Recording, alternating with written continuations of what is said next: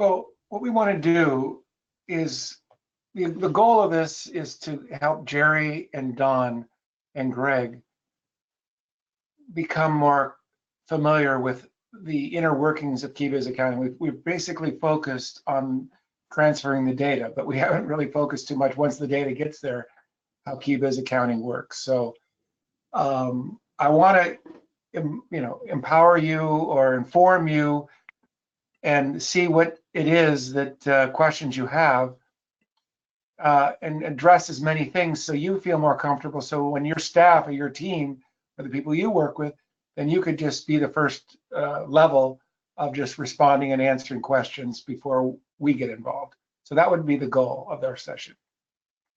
Okay. Can everybody see Peter's screen? Yep. Yeah. Hide the GoToMeeting pieces of that. I'm not sure if you saw that or not. Okay, so really, let's just go ahead and kind of go over the overview. I mean, KiBiz is set up in a sort of modular fashion and has different components to it that and then what they happen to, as transactions flow through KiBiz, they're handed off from one module to another depending upon which installed modules that you have, right? So, but let's go ahead over to accounting. So basically, Accounting Central, which is where we are here, it's kind of the home for all things accounting, and then you move from there into the various pieces that are going to be relevant for you. So if we jump to the accounting home section here,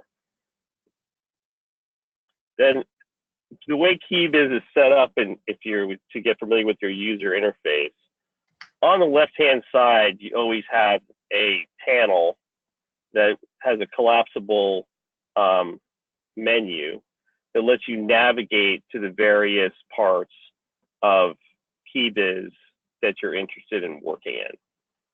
And this screen here, there's ways we can tailor that to what's most interesting for you.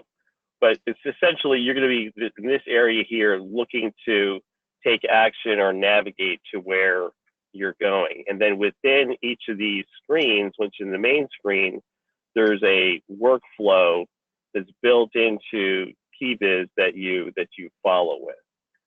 Now, because you are the leaders of the accounting section and finance section, you're going to also be interested in not only just processing your workflow like your staff is, you're also going to want to know what are my balances in my accounts and so forth. And that's when you're going to drill into the chart of accounts. And then within each account, you then are able to have different account actions that let you do different things. Again, in the navigation section, you have drop-down menus that let you do things. Like, for instance, if you want to know the balance of an account, you can see all of the detail, various levels of details in each account. Like here, you can select which year, and then you'll see the balance in each month per the year that you end up selecting. So as you hit these buttons, you're selecting and getting the balance. And if you want more detail, then you can go into the detail per account and see all the transactions that make up the balance of that particular account. And then you can select what date range. On the right-hand side here, you have options within the screen you're working with to be able to see what do I want, and so forth. And then you have another screen here, which is very useful, which has the same sort of ability to see different, to change it up by the year here. You can see what all the different balances for each account, how they move month to month. And this is the kind of that's thing helpful. that, you know, you guys may want a different layout here, where maybe you want to compare multiple periods or those kinds of things. This is kind of our default setting of how we have it right now, but we can always add additional layouts that may be more comfortable for you guys based on what you historically have done. But right now, the default setup is you can basically go in here and drill into what you're trying, what you want to see for all the different accounts. Okay. Then we go back to Accounting Central here and say, let's take a look and go through each of these one at a time. Obviously, accounts receivable is what it is. It's that module. Here you can search if you're looking for something specific, or you can immediately go to the list of all the accounts receivable that you have. Now, each one of these, whenever you have a line underneath something, it's a hyperlink that lets you drill into the detail. These pieces at the top here, these menus at the top let you look at your closed invoices, your open invoices, all of your invoices, and so forth. Now, this bar that's underneath here is kind of a quick criteria or a quick search area that lets you find something that you're looking for by typing a couple of letters. Like if you wanted these respironic ones, you could type a few letters there and do search, and that's going to narrow your list down to those things that you searched for. Or if you wanted, for instance, everything, you know, greater than a certain number, for instance, greater than 1,000 or something, you'll be able to go in here and find any transaction that might be greater than 1,000, right, or something. Now within here, you also have at the bottom, you have tools as well that help you narrow down your list to what you're looking for more quickly. When you're working with databases, as Greg is very familiar with, is you're always trying to have to think about the context of what is the found set that I'm working with right now, so that that's where you can decide what you want to omit, what you want to show, etc. So whenever you're working with something, right? So for instance, if I was going back to that example of here's the Respironics piece, and now I want to show everything that was omitted, I can now see the whole list again. So one of the things that you're going to want to learn is how do I manage what records that I'm looking for through the criteria that I'm selecting. So that's kind of one of the basic navigation things that are a little different than a normal accounting system. Doesn't let you do record selection the way you can in a database. One thing I want to interject is that on that search bar or the multiple fields, you can just hit the enter key. You don't necessarily have to go over and hit that magnifying glass. Okay. Right. And then the upper right-hand corner, did you cover the upper right-hand corner search? No, I did not. That's a global field. That's a global search. So you can put one thing in and it will look on all the fields on that layout. So you have two choices. You can do multiple criteria and or put something in the upper right-hand global search, and it will search on all the fields related things. So and then you have the FileMaker finds are at the bottom where you can do different finds with that. So you have a lot of different choices for finds. There's also another find button up top. On the top, the very top, go to the find button on the very top, very, very, very top. Okay, so yeah, okay, sure. There's another find button there. Right. Exactly. How did you get there? Right here at the find. Oh, that's okay.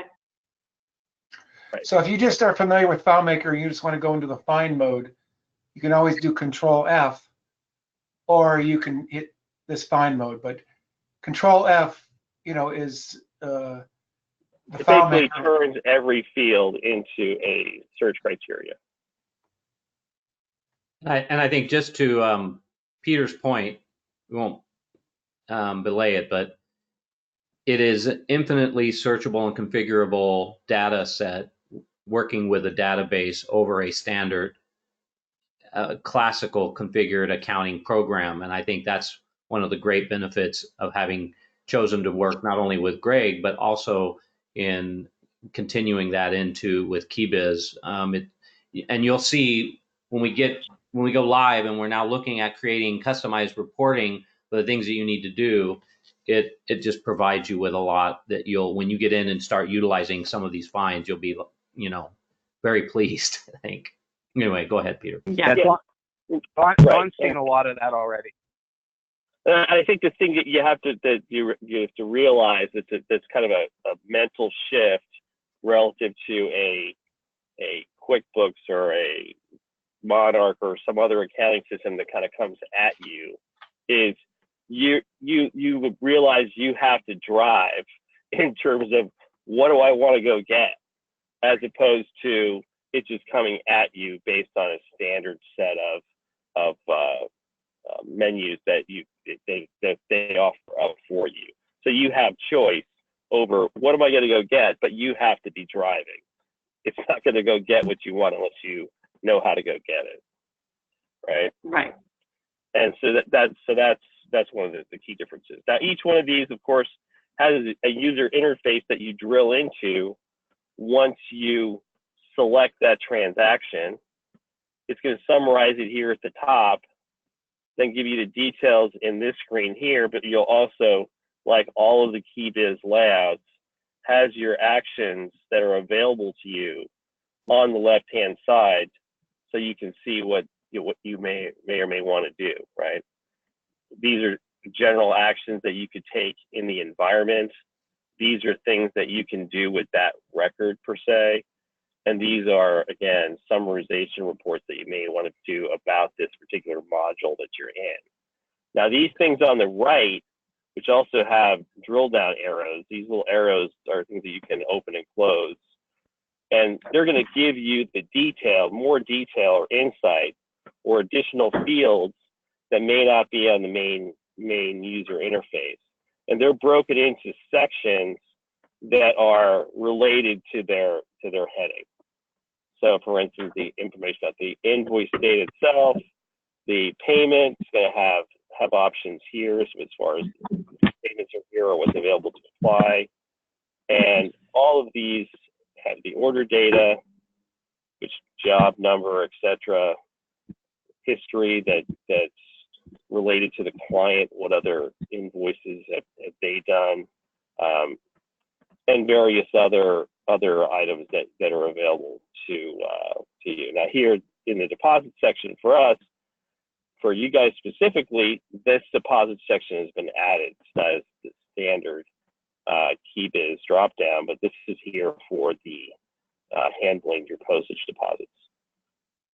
So you can see whether or not there's postage there that can be credited to the invoice, right? And Are we going to have a job reference there or no? What's that? Is there going to be a job reference field at all there? Yeah, well, that's part of your order data. Here's the job. For the postage. Well, once you assign the postage to this job, or you want us to keep a breadcrumb history of how the postage was applied to the different jobs? Well, we currently have that. We go in and out, yeah. But I just if I was to ask if we have postage payment on that, I would go right to this customer, or would I go right to the job number? Well, if you would see if there's postage deposited in advance here, and so what you're right. looking for is there a job number with the deposit? That's something that we can easily add. Right now, that's not listed there. Yeah, I was just thinking more on. I think it should be added. and Okay, I'll make a sticky.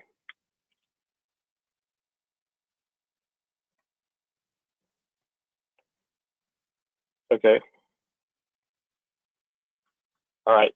So are you starting to sort of understand the general feel for how that is working? Okay, so yeah, that's I'm just done looking here. at all of this and going, okay, so it's going to all be tied into to FileMaker, even when it says void invoice, or some of those things aren't going to be able to happen within KiBiz, maybe, because it's some of it's going to be locked off, or is it those functions are still going to work? No, I know what's the way the synchronization works. Go ahead, Alex. Well, this is why I want to flesh out the next level of issues, because there are certain functionalities that work within KiBiz that we haven't really considered how they would work with the integration of your system. But when we void an invoice, you know, we take care of the inventory. We either put back the inventory from voiding it, or, you know, we have all the implications handled inside of KiBiz. So Right. we have to understand how you want to use these functionalities. Right. If you're going to void an invoice, anything that's I guess you know, my thought is that if it went to the invoice side, then the materials are already used. So materials are going to be an expense no matter what. You may be voiding an invoice because you have to redo it. Yeah. So is this going to tie back to the same job level and just have I mean, the three problem invoices is attached? we don't let you void an invoice if it's already been posted to the GL. So then it forces you to do a return if you need to change the invoice. In our system, we allow you to edit the invoice if it hasn't been posted. Okay. But the problem is that, you know, does that have implications in Greg's system? If you edit an invoice in KiBiz, it will no longer match what Greg sent over. Do we have to then take any edits that you do on the invoice in KiBiz and then bring them back over to Greg's system? That's one thing we should think about. Or Right. I think right now we have That's it set up so that you can actually edit that invoice over, you know, or that job in Greg's system, and then sync it again and it updates. yeah, up until the time you post Okay, so it. that's how we'll do it. I think that's how what we had talked about is that if you're going to be generating a change to a source data item, that you do it in Greg's system and synchronize from there. The Right, things, that's what we discussed all along. I think the things Yeah. that would be only in KiBiz would be cash transactions and journal entries. Well, what if the invoice was posted? We have to somehow get rid of it.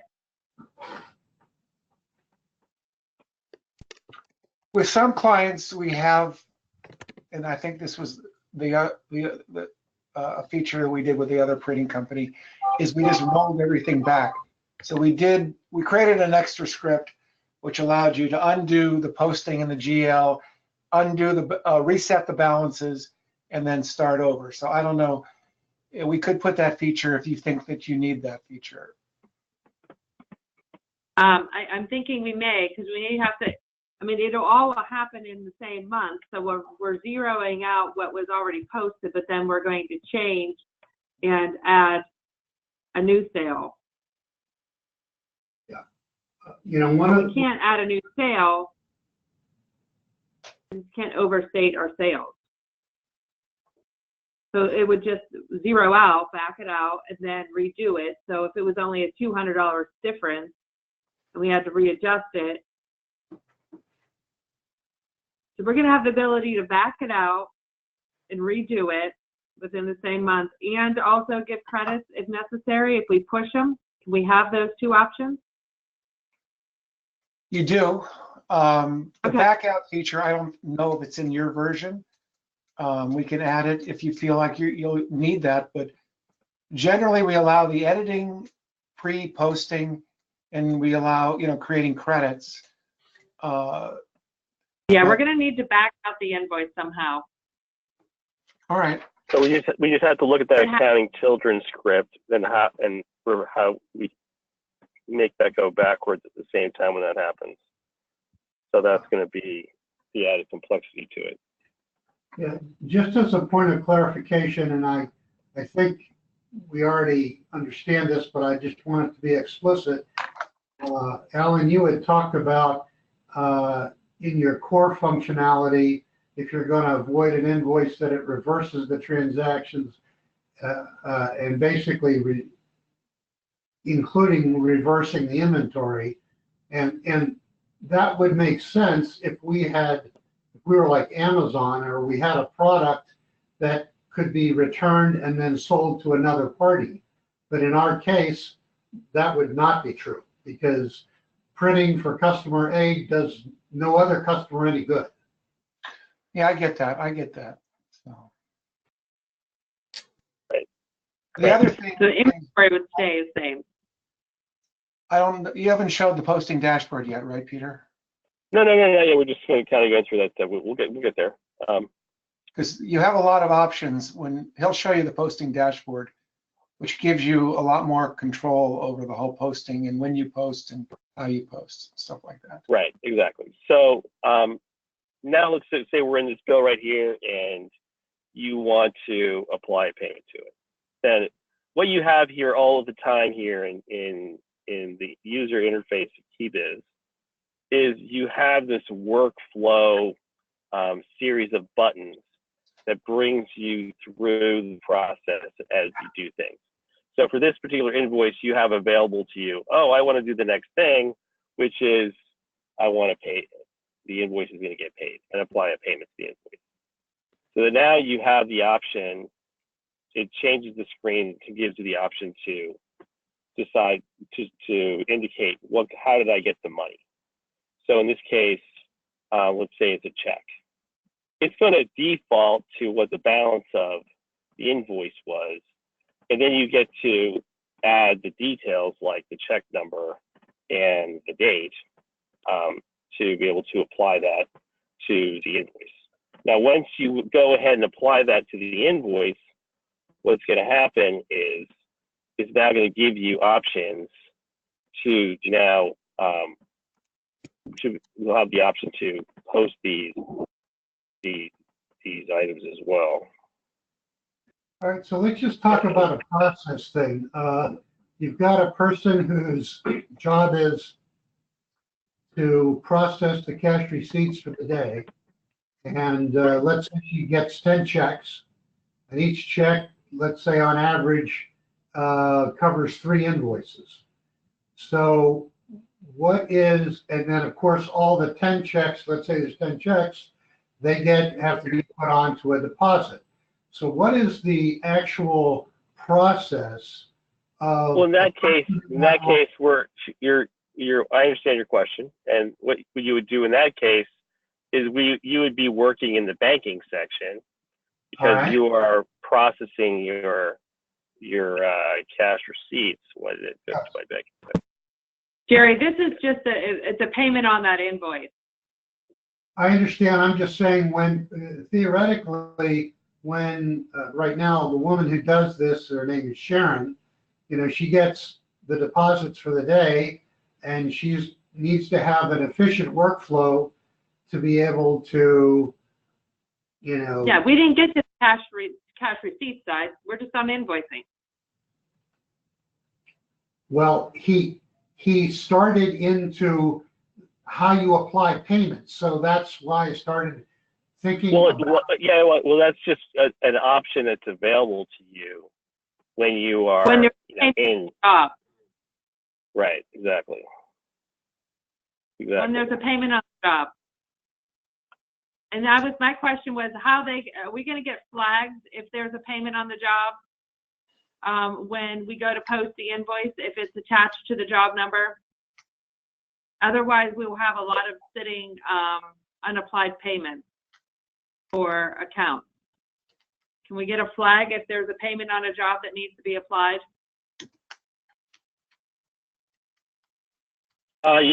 Absolutely. Hang on one second. I'm not sure why this screen is defaulting to this loop here. Hang on a second.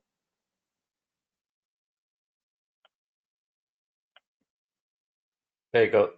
Just close it out, Peter, and go back to the dashboard. Yeah, I will. It's not letting me close the window. There we go. All right. So if you were doing that, Jerry, you'd be in the banking section here. And in the banking home area, you can go ahead and do the banking actions that you want to do, which is you want to enter deposits or enter a check.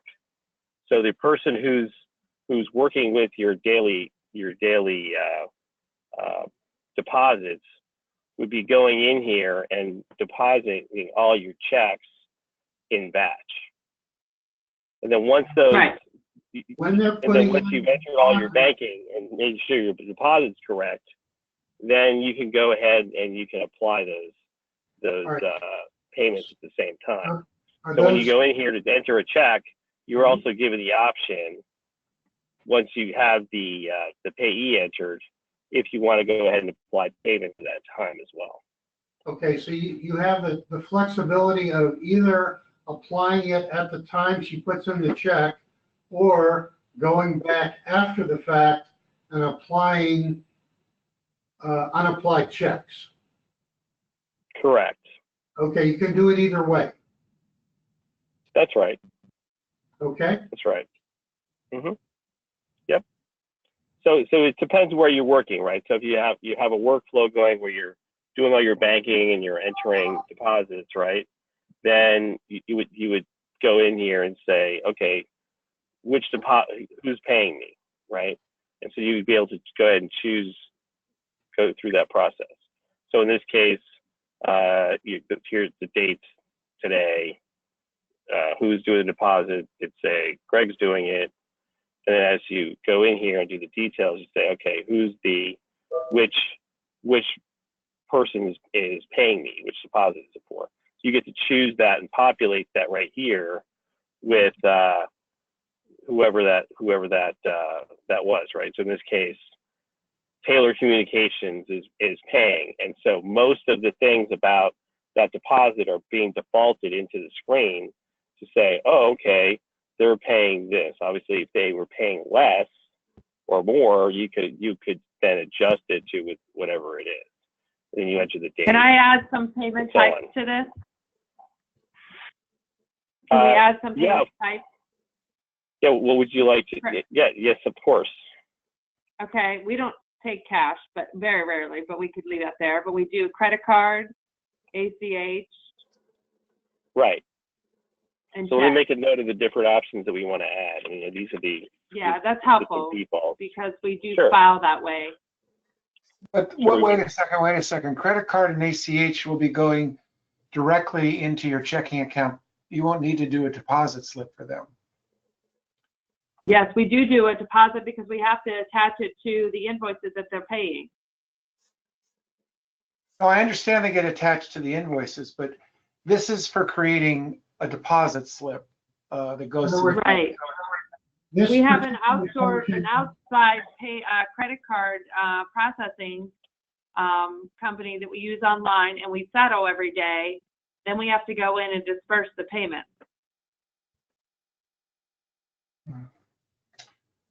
All right. Well, Okay, so you're saying you want to keep it a manual process for each credit card transaction as opposed to trying to do some sort of integration? It's PayTrace. I'm not sure there's an integration. I'm sure it's got a lot of securities on it, unless we can run credit cards through your system. well, we don't want to double post. That's my concern, is that if you're going to be, there's another thing here called add fees. So you can do when you get your bank statement, you'll have other things that go directly from your merchant account into your checking account, right? Right. So those will show up on your bank statement. But this is more, I don't know, we have to think it through how it fits in your situation. Don, correct me if I'm wrong, but I think broadly speaking, we've got three different kinds of deposits. You've got ones where checks come in the mail and we create a deposit slip and have to process that. That's one data stream. The second would be, as you say, a day's transactions processed on a credit card. And there could be, it's similar, but it's different in the sense that we're not manually preparing it. It's coming in from the data source, like you said, PayTrace. So essentially, I'm actually creating that. There's three. I'm actually going in and processing a card on the customer's behalf. and then the Not third coming would from be, a storefront. and the third would Well, be that's enough. literally get an ACH, which is one at a time from the customers. Which we don't have any digital backup at all. We only have paper backup. So that is definitely going to be a manual entry. Now I can see if we have some automation we can do with PayTrace, and possibly some automation through the storefront, which is from TransFirst or auth.net, if you're familiar with that. Yeah. Yeah, I'm familiar with TransFirst. We could do some automation maybe with those, but right now they're manual. I mean, but that could be a work in process too. I mean, it doesn't have to be from the start. How many of those do you do a day?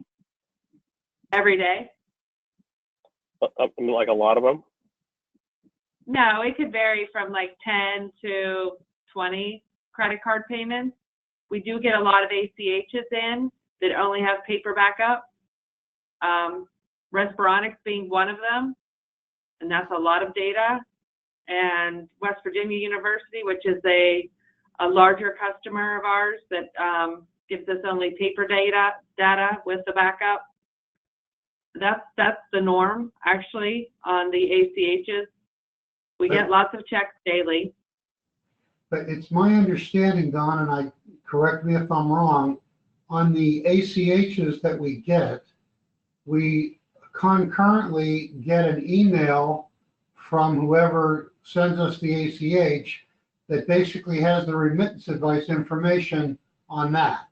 Because that's what Sharon says she goes to know how to apply the ACH. Yeah, yes, that's what we do. We get an email. I do and she does. So My point is maybe there's a way to tap into, if we're trying to, automate this as much as we can, if there's some way to tap into the email and in the application of the cash receipts on an automated basis. well, that would be a work in process and a project, because we're talking about West Virginia coming from the state and asking them for an Excel spreadsheet, which they don't currently do. And a lot of these ways of communication we're getting are what they call like e-checks or internal communication on how their output comes in, letting them know how the transaction was supplied. I can provide you with some of them, but I feel as though that's going to be a lot more challenging than going with the auth.net, and we can automate probably the PayTrace. The PayTrace. Right now, Wells Fargo, we're actually entering in the system first before we're depositing. I don't know if we can do it, if we go in and do a deposit with the checks first and then automate the payments. I don't know if we could do it backwards. Alan, is that something you typically do? Scan the checks in, say Wells Fargo, and then have a format that we can actually go in and apply the payments? I don't know what advantage. Are these like one payment per invoice, or are these one payment for multiple invoices? They could be both. We're talking about checks now. Are you talking about ACHs? Are you Both. talking about checks? I mean, you haven't shown him shown them the AR payment application area yet, right? No. Not yet. All right, No, so a no, lot not of these yet. questions can, what you do is you enter the payments, whatever they are, and then you apply them in the AR module. So Right, so that's it what gives I'm you a doing lot right of now. flexibility. You don't have to No, scan no, the check unless you want to scan the check. Do you want to scan the check? I have to scan the check to Wells Fargo. Yeah, that's how the money gets for the deposits that we create. The way it gets transmitted to the bank is that I assume you create a deposit slip, plus you scan all the checks that are included in that deposit slip. I see. So you're not physically sending checks. You're electronically scanning checks and sending them to the bank. Right, yes. Do you have a dedicated scanner from the bank that you just go right through their website with? Yes. So it's So- not like you're creating a scan on your copier and then emailing it or something. You're basically It's the same- hardwired into the bank. It's the same as if you go to the teller's desk and they scan that little scanner there, they scan your deposit in, that's the same thing you're doing. Exactly. But I mean, usually you're doing it through an app that the bank has. I mean, I scan checks that way, but I have to go into their app to do it. Right. Exactly. That's what you're talking Yeah. about, right? App. Okay. So, I mean, I can get an export of, I'm sure I can get a lot of, but I don't know that that's going to help us. Well, you just need to So- be able to process the credit card payments, process the ACH payments. You need a pathway that gives all the history, and all of those things clients do that with us all the time. So it's just we have to get your workflow down, where, when, and how you want to utilize the technology in your workflow. But it's all definitely capable within KiBiz accounting. do clients Okay. send you a scan check? Do you get a scan check? People email you a scan check? No, they do not. Oh, because Those are I do coming in that. the mail. They're just pulling it and processing them via analog, right? Looking at them and then scanning them in through your hardware that you have for the bank. That's correct. Yeah, standard. do you have clients which you just keep on record their routing number and their checking account number? No, we don't do any ACHs. Who's processing the Withdraw ACH? from anybody. We don't withdraw any money from anybody's account. Would you like to? No. Because you could do it just like you keep a credit card on file. You could keep that information on file and then just use it that way if you'd wanted to. I don't know if you It's want very rare asked for, but I'm not opposed to it, but I don't know that that's going to be a value to us because they have to approve the payment. Would be good for your COD clients, probably. I'm sorry, for who? For your if you have clients that have very restrictive credit terms, that could be one way you manage that they have to have a bank account on file, and you just process the payment before you send it out.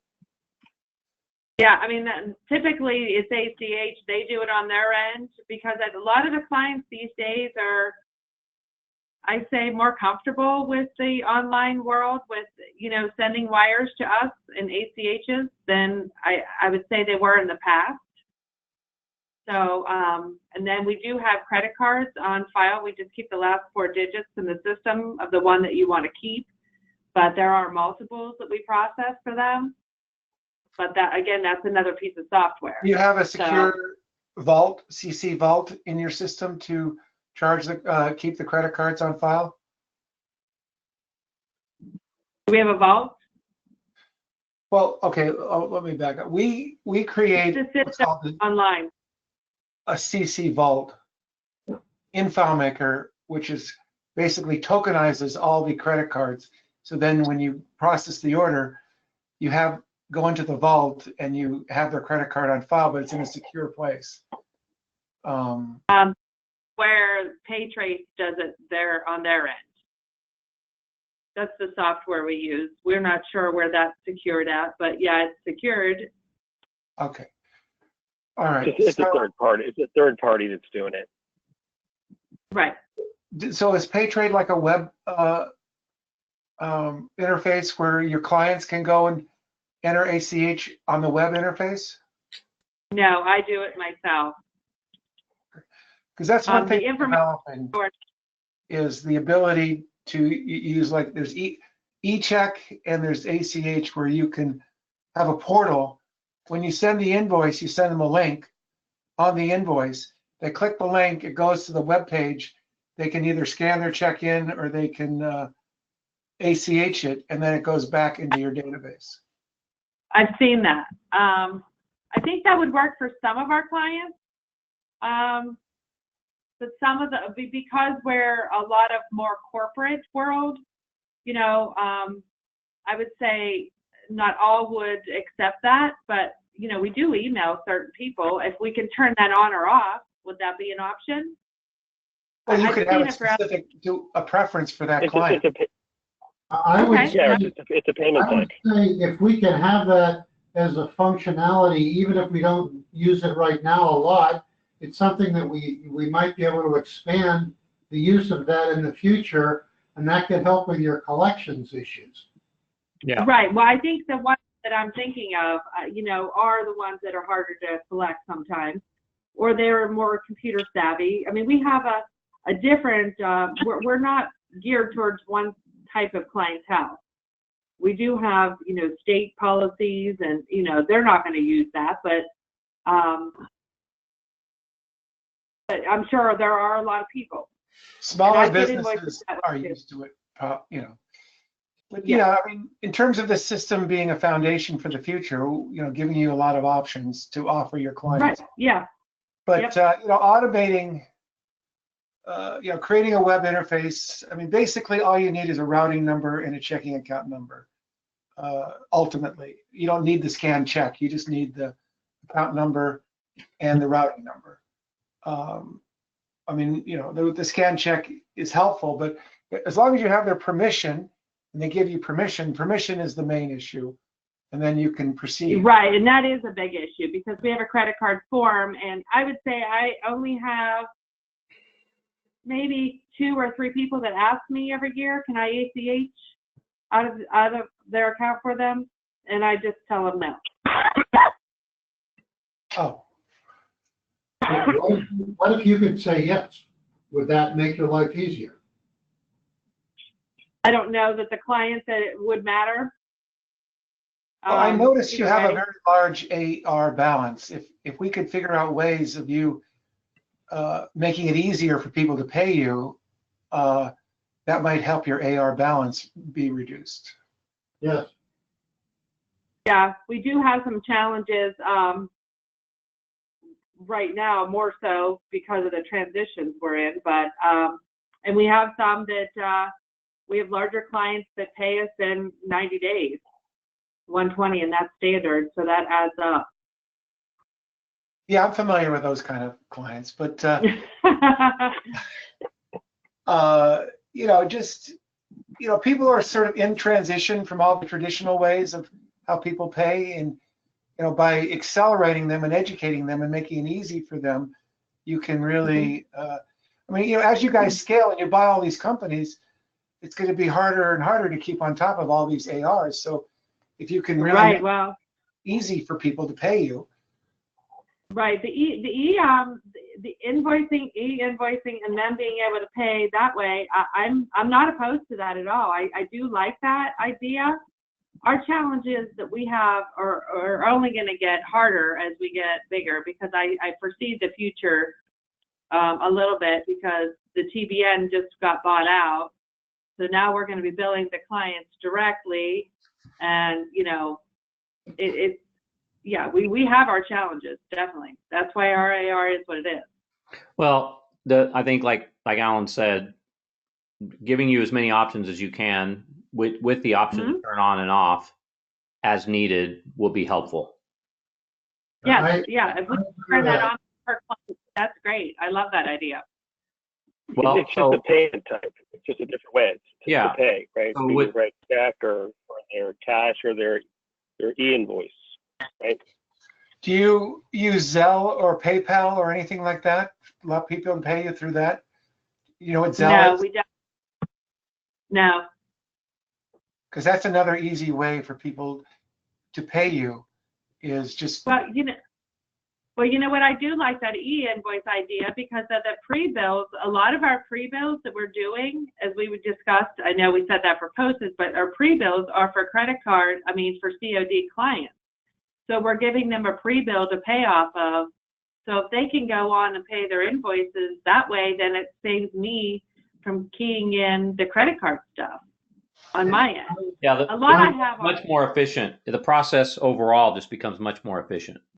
And I would guess that some of the ones that you're talking about that are COD, PayPal may be something that they would like to use.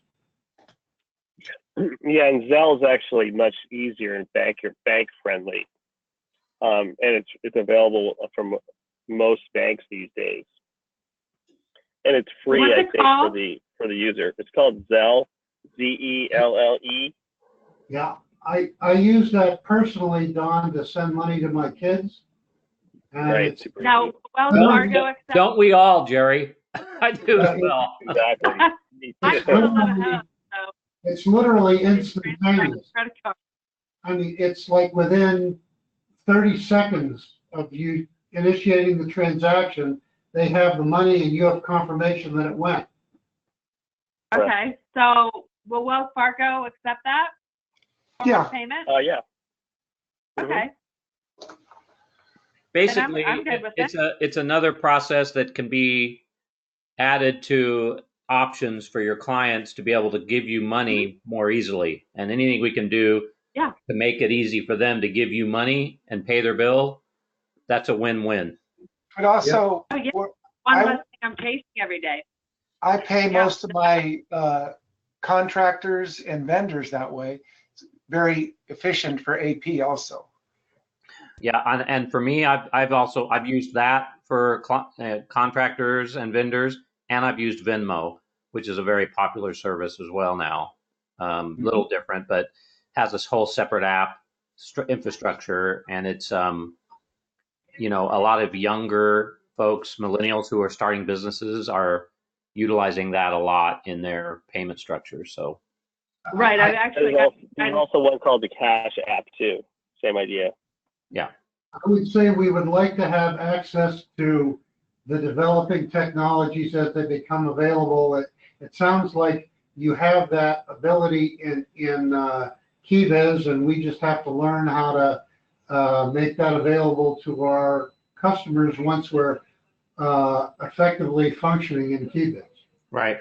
Mhm. I like We the have idea. PayPal integrated with KiBiz, but the Well, CC then let's just put that.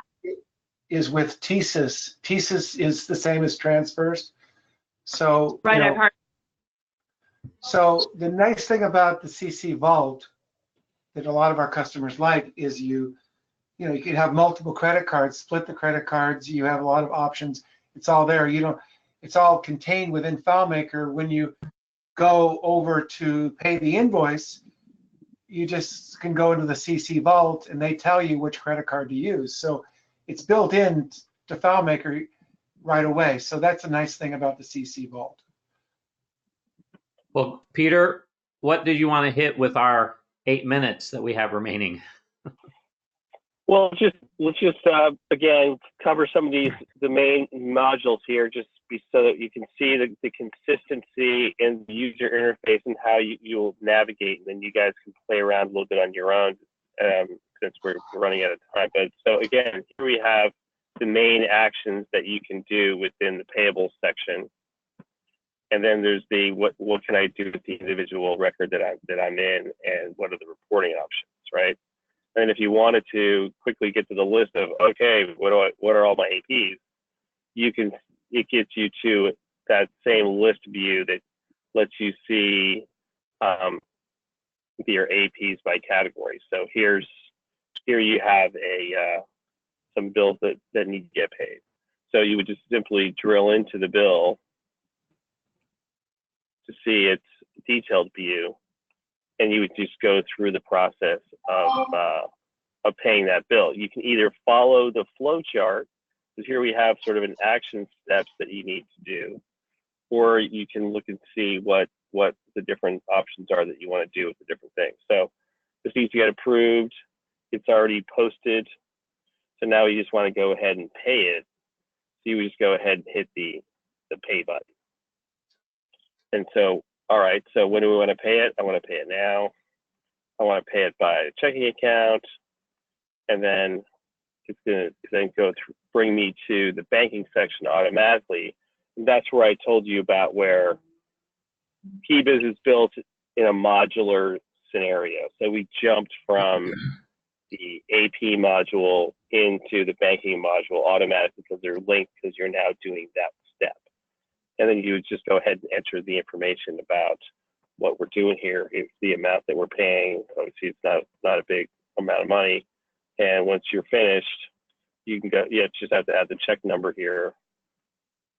And we make sure we have our posting period here. Everything is all set.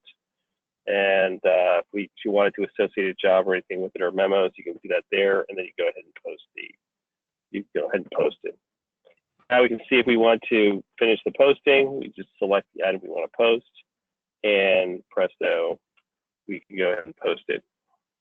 And continue through the process. We're not going to print it, etc. Post the GL. Yeah. When you go to the posting dashboard, you'll see a red exclamation point on them. If you don't have the account numbers on the line items, I don't know if you have any red things there that don't have account numbers, but it won't let you post unless all your line items have an account number. That's good. Well, that's good. I would say, I mean, I actually haven't been involved with doing check runs, but I would guess that in other systems I've used, there's sort of like a cash requirements functionality that sort of says if you want to pay everything that's due through certain dates, it gives you a list, and then you go through and you check the ones that you want, and then it creates, this is your proposed check run. And then, you know, when you're ready to do that, because we literally do have to run the checks through the printer, it assigns, you know, you have a beginning check number, and then it assigns all those checks sequentially as you run through it. And it has enough intelligence to know that you can only have 13 items on a remittance device, and if you've got a remittance that has 28 items on it, it knows that you use 3 checks to do that. I assume you have that kind of. No, we have a check stub that prints on a, if you have too many items, it knows to print a second page, but it doesn't print 3 checks. It just carries over into the check stub the extra things that don't fit. I see. Okay, I'm not sure. Well, we'll have to. Alan, when you have more than, so you put a stock of checks in of 20 checks, and you just print them all. What's it going to do? Oh, yeah. I mean, you have the 3-panel laser checks, right? Right. So if on the check stub, on one of the panels, you put the details. So if it doesn't fit completely, then it'll print a second page for the remaining items on the check stub. It's going to be a check stub. It would void that check then. No. You have the regular check, and then you have, it takes the first panel and puts all the items in. But like if you have like, it might fit 14. But if you have more than 14, then it'll print a separate page with all the remaining items. You don't have to print. Yeah, I think Dawn's worried about the logistics of, she's taken 20 checks out of the drawer and put them in the paper container of the printer, and got them all lined up correctly the way the printer works. And she's got her check run ready to go, and inserting a piece of paper between the 2 checks is going to be something that she's wondering, how do you physically do that second page? So we can configure the check printing parameters to customize it for the way your checks are set up and how the printer works. Well, we have a assumed lot like that. you might need to use a different check format to accommodate your software, although I guess your software is very flexible. Right. Don, you should probably send them samples of the checks that we use so that they know how our current checks are laid out. Yeah, we need to line up the checks, make sure it's all lined up right. All right, put that down as an issue to work on, Peter, that we need to see the flexibility within a check run. If there are overages on the check stub, how we're going to handle that. But usually, you know, we have had a strategy for this, so let's just make sure it works for them. Yeah, maybe the printer has two drawers. It's one of these BizHub type deals. It may have one check and one with paper in it. Okay. What was that, Don? It's going to happen too often that we need more than what we need an option, and right now it voids those checks in Q. Basically, and we're using Peachtree, and that does the same thing as well. And for the old Peachtree, but it does void those checks. That is a blast from the past right there. I know, and I'm using it right now, and it's pretty it's definitely frustrating On a PC, from what we're using. Running an old version of whatever PC software you're running. So you don't use Monarch to print your checks? I do. Well, we use Dole. We're using Dole also. Peachtree. Dole is the other company in Buffalo. So yeah, I have two softwares. Peachtree. But yeah, I use Monarch, and they both handle it where they void the check in Q and just move on to the next. Do you have two printers, one in your office, or can you have two printers? Or do you have a double tray printer where it can open? You do the check. Well, there's a bunch of us that print checks, and we just grab them and put them in the manual feeder. They're locked up every night. We just put them in the manual feeder. They're not in a common tray. Okay, but does the printer have multiple trays? Yeah. Which printer? Not mine. Which physical printer do we use to print the checks, Don? Whoever's cutting them. It could be Stephanie, myself, or Sharon. Okay, my question is, do you use the printer that's in the office that Stephanie sits in, or do people use their individual printers at their desk? They're individual printers. At their own desks? Yes. Okay. But the answer is we do have a printer that is a shared printer that has multiple trays. And it has one tray, Jerry. It's the color printer, and it's got one tray. And that's actually for invoices, color invoices. I was thinking of the one that's also the copier that we use, has multiple. But we don't want people, the copiers, then people steal that. No, we're not putting it in the copier. Just asking, it's a multiple tray device, that's why I mentioned it. But the copier is available as a networked printer on your system, right? So you could send the second page to the printer, to the copier, right? That is accurate. But that's not really the option I want. Okay. So we're manually feeding each one of the checks, correct? They're going through the manual feed trays, right? Or it could, it's going through the manual feed, or you put 50 in the bottom tray. But okay, so when you do 50 in the bottom tray, are they going to be ones that normally would have a second page printing, or is that going to be just a rare incident where there's going to be a second page? No, there's more. There are more than you think. Every paper supplier, there's a lot. In a weekly check run, you probably could have 7, 8. All right. So one strategy, Peter, that we can look at that we've tried is you print all the first pages with the checks, and then you go to a blank page to print the second pages. So you exhaust the first page, you get all the checks done, and then it knows which ones need a second page, and then you have blank pages to do the second page. And I think that would be fine. But you're still going to have to give the customer, you're still going to have to give our vendor the backup Oh, for yeah. the posting. And I can tell you, I've never had a second piece of paper given to me for backup. Well, when you do a check that has multiple pages, you have to give them multiple pages when you do send them the remittance advice. Because you have. I know, but I've received one. I've never gotten a blank piece of paper. It's always been a check stub because you're ripping it off. And it, Well, you it can know, be perforated paper if you want it to be perforated paper. You can put whatever you want in the drawer. It's But it's a another matter way of- to do it. You know, I don't think it has to be an issue. It is certainly a change, but I don't think it necessarily has to be an issue.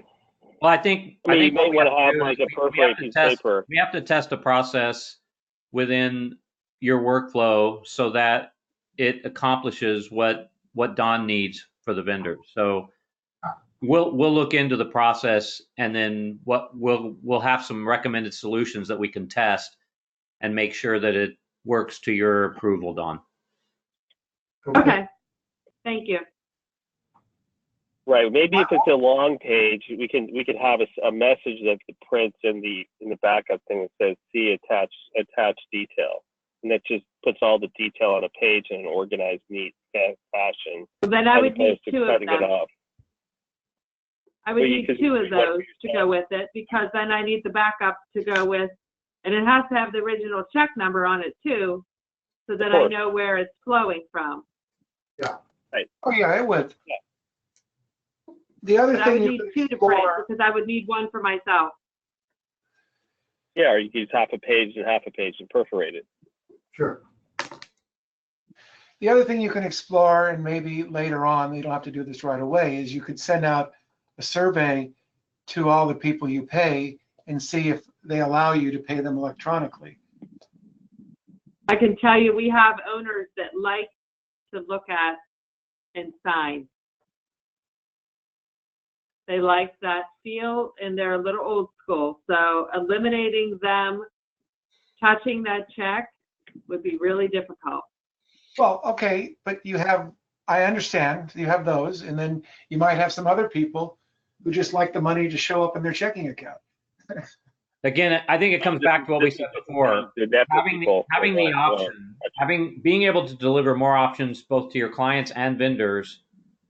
You never know. Each business is changing, and those folks that are old school and realizing that to continue to have their business, they have to evolve. You know, you may find that if you offer them the option, they take you up on it, and then some of them won't. So what we want to do is make sure that we give you the maximum number of options for your vendors and clients so that you can service them better and give them better Okay, service. I agree with that. that's fine. I like that idea. Okay, so just to try to finish the tour here quickly, this is the posting dashboard that Alan was referring to, and you can see there's different flavors of it based on the different types of transactions. Yeah, there's the exclamation point I was talking about. See that over there? Right. So if there's a problem with it for posting something, you can click on the exclamation point, and it should tell you why there's a problem.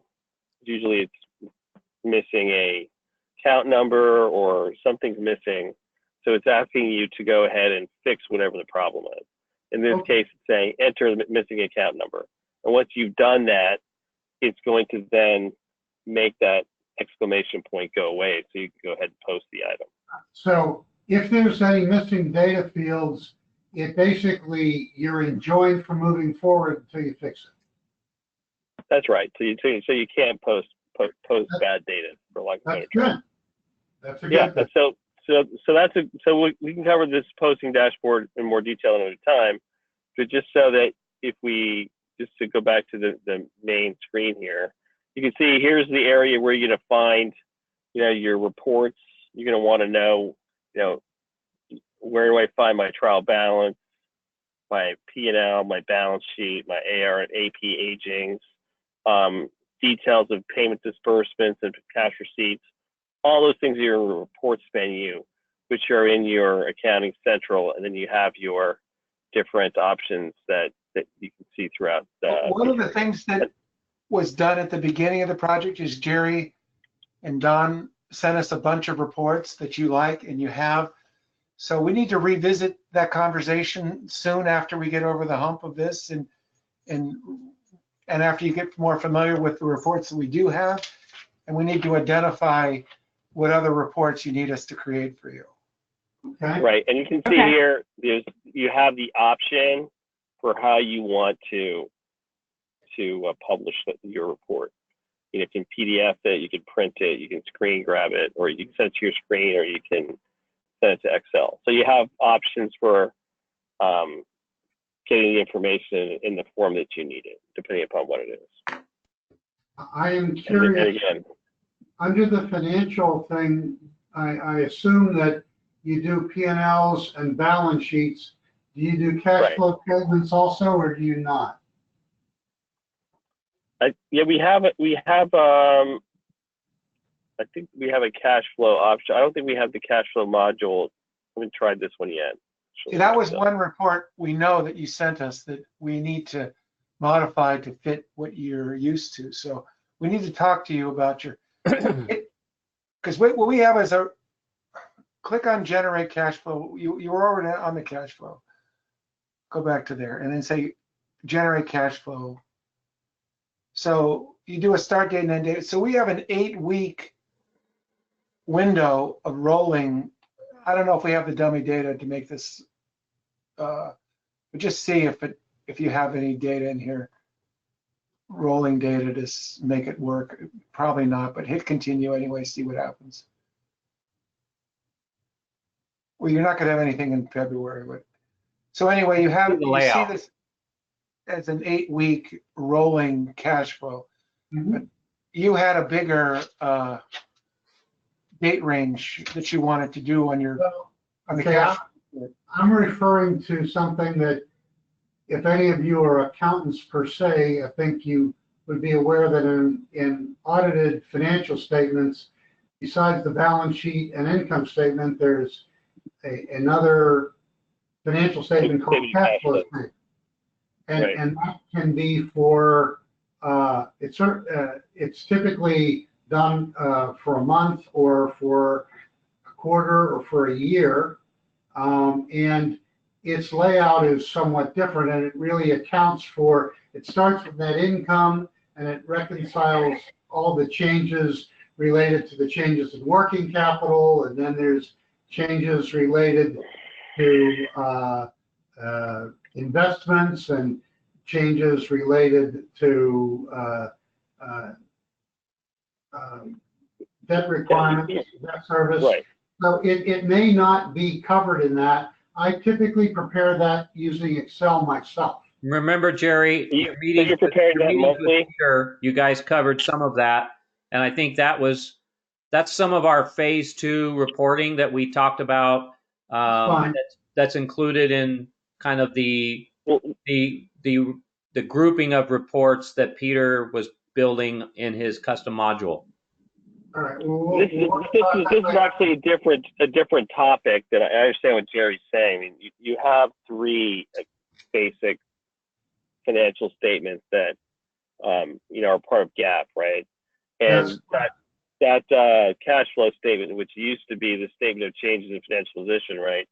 That one is the third statement, which basically reconciles your cash or changes in cash over a period of time through identifying the sources and the uses of where cash might come from. Changes in assets and liability, deposits, lending activity, etc. Right. And so if that's a statement that we have to so that'll be definitely something that we can create, but something that we'll work on together with you in a phase 2 environment. That's fine. Yeah. I've been doing it in Excel for 35 years. I'm sure I can do it for a 36th year. We'll get Yeah, there. well, we can certainly add that. It's not that obviously it draws from a lot of different places, but it's not something we can't handle. So was there anything else that you had intended to cover in this time period, Peter? Well, we had, I think we covered the big picture stuff. I think we had sidetracked a little bit. I mean, general journals, we didn't cover making journal entries. I think we can cover that pretty quickly. You have didn't cover the credit card module. Right. It's good, the general journal here. Can we import journal entries?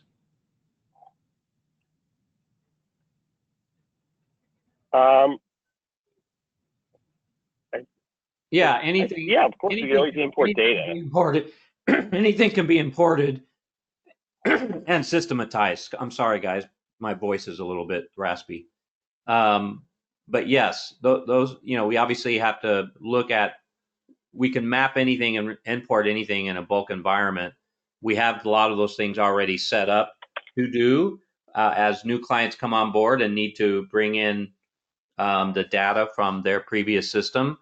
So it just matters, what you're wanting to import and making sure that the mappings are correct, but definitely.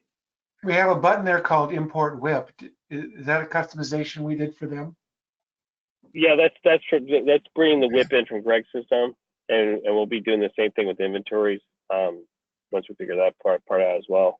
Now, the other part it's interesting. This is a pretty straightforward screen for entering your journal entries, but what's interesting is KiBiz has the capability to create repeating transactions from a transaction that you make. So if you made a journal entry here for posting your depreciation or something that's going to be the same all year, if that's the way you do it, you can go ahead and create a repeating transaction that you can then schedule, and therefore you can have a place where all of those repeated transactions, you can review them before the month to make sure that you've covered all of those. And it's a very flexible module that lets you have a lot of control over what goes in there. And those repeating transactions can also be payments that you make. So let's say you pay rent the same every month, or you're paying some bill that's got to go out every month. You can set that up as a AP item that's going to show up automatically.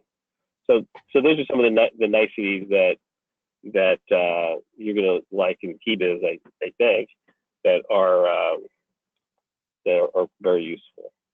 Okay, what I was for time frame, I don't think we don't have time to demo it right now, but that's pretty interesting feature. What I would say is, and we can maybe cover this later if we're running out of time. In Monarch, they broadly have these in two groupings. One, which are transactions you repeat every month and the amounts are unchanged. And the other one are transactions that happen every month. The amounts are almost always different, but the GL distribution is always the same. So for example, right. a utility bill would be what I'm talking about in the second group, but depreciation would be in the first group. Right. So here you can see, and we have a repeating, transactions homepage where you essentially can see all the repeating transactions that you have, and you can add them or edit them or whatever you need to do, and schedule them as well. And so that's all well organized by the types of repeating transactions that you have. Now, does that get tied to the vendor itself? So if I was looking at the vendor module, it would, even if I was putting it in here, if I was to pull up the vendor stuff. Yeah, so if you went to you want to add a memorized transaction, you can go ahead and add all the information, right? Or it would be an AP, for instance, say a new repeating AP. You're going to go in here and pick your vendor. It's going to be so-and-so. and then you would go in here and enter all the information about it, and then you would save that as a Or repeating transaction. or you can Okay. actually do an AP, and then once you do it the first time, you can hit the button that says set it as a repeating, and then that will automatically put all the information here. Right, you Oh, don't that's have to helpful. do it here. You don't always think You- about them, but as you're entering it, you notice it. Yeah, so think of it as Right. creating a template from any transaction that you're doing. You basically, now that becomes a template for a repeating action for automating the system, and that making that process a little more We efficient. know what we're missing. Okay, that's helpful. I Right. like that idea. And then you can edit it and override it, Jerry. You can bring it in, and then you can just edit it if you'd like. Okay, Right, and the then, amounts change, et cetera, exactly. that's true. Like your cell phone bill might not be the same every month for your company, but you still have to pay it. So That's- the He's same- talking same more or account. less probably on payroll or something like that, that he needs to change the dollar figures, but Right, it's a so then you GL go into format, the- not vendor. You go into the transaction central area for the repeating, and then you could just pull up those, make the change and process it. Right. Okay. Now, can you put a start and end date on a repeating transaction? Like, for example, if you have a lease that runs for 36 months. Yeah. You have a frequency, and then you have the next, and then you choose to run it before. Then that's how that's going to work, right? I'm not sure if it looks like we don't have a sunset date set up here, Alan. Do we? I don't see it on this particular screen. But that would be something that could be added as an option. Well, date last run. Yeah, Date I like last that. run is when it last ran.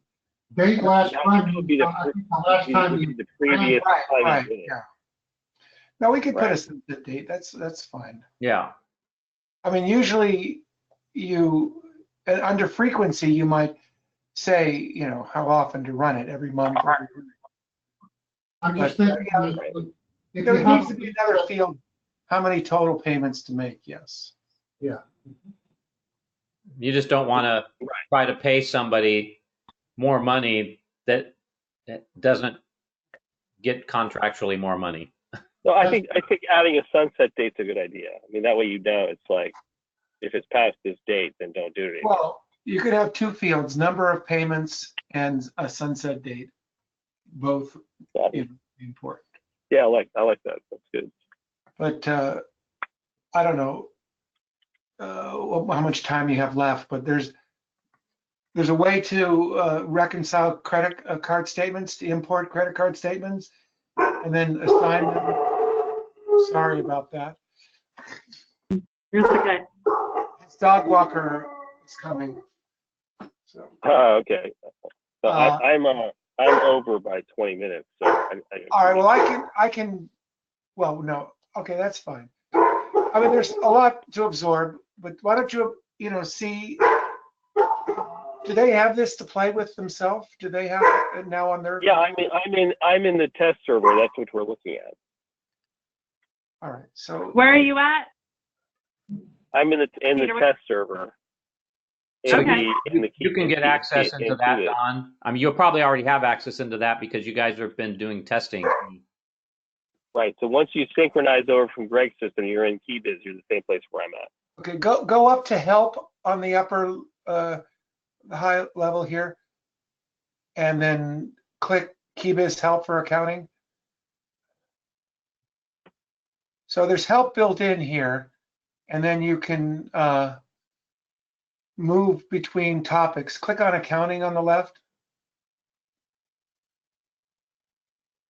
No, click on the arrow to. So, there's more help in here.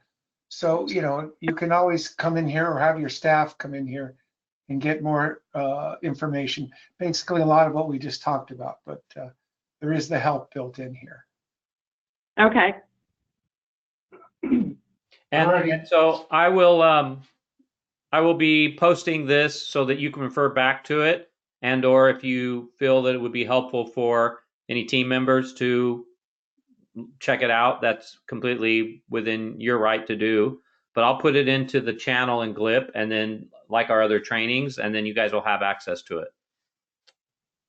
Okay, perfect. Thank you. Okay. Thank you, everybody. Anything else that needs to be covered, Alan, on your side? I just want to, not for now, but Greg, could you hold on a second? I want to talk to you before you go on your vacation. Sure, I'll be here. All right. Okay, guys. Don, Thanks, safe everybody. travels Take back care. from Buffalo. All right. All right, Sure. thank you. Thank you. Thanks. Take care. All right, Gary. thanks, guys. Have a great day. Yeah. Bye. Yeah, you too. Bye-bye.